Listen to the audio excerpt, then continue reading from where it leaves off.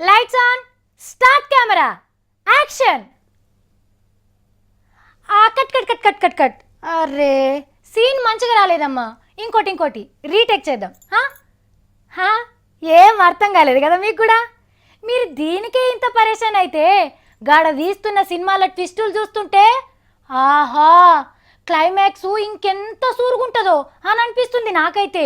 పుష్కరాల కాలం దగ్గర పడ్డాక తొలిసూరు దినం ఎందుకు తొక్కిసలాట జరిగిందో దొరకవాటి చెప్పిండు ఆంధ్ర మంత్రి అచ్చెన్నాయుడు సారు. 27 మంది జీవి తీస్తందుకు ఎవరో కుట్ర చేసిండ్రట చంద్రాల సార్ను బదలాం చేయాలని. కానీ వాళ్ళు ఎవరో తెలుస్తలేరట. దొరకవటమని పోలీసు వాళ్ళకి ఆర్డర్ వేస్తే వాళ్ళు బుడ్డ కెమెరాలన్నీ ఇప్పి చూస్తున్నారట. కానీ అసలు కెమెరాలను మర్చిపోయినట్టున్నారు సాలరు.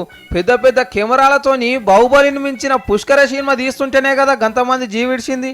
అంటే ఆ కుట్రదారులు ఎవరో కాదు, బుడ్డ సినిమా తీసి పెద్ద తన పతారా సంపాదించబోయిన చంద్రాల సారు బుడ్డ సినిమాకే పెద్ద స్కెచ్ చేసిన బోయపాటి సీను అని అంటున్నారు పతిపచ్చపోళ్ళు.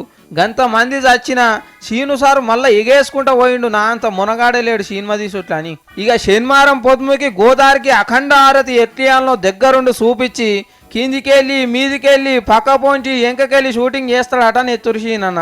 మంచిగా భక్తులందరికీ అందరూ చాలా హ్యాపీగా ఫీల్ అయ్యేలా ఉండాలని చెప్పి సీఎం గారు ఆశయం. చాలా సింపుల్ గానే ఉంటుందండి, బట్ చూసే ప్రతి ఒక్కళ్ళు చాలా హ్యాపీగా. అసలు తప్పు ఆరతిచ్చే కాన్నే ఉన్నది అంటున్నాడు పెద్ద స్వామి స్వరూపానంద సరస్వతి సామల వారు. ఒడ్డుకుండి ఆరతి పట్టాలి గాని గోదావరి నడిమిట్ల నిలబడి ఎట్లిస్తారు? దేవుళ్ళ శాస్త్రాలు ఒప్పుకోవని అంటున్నాడు.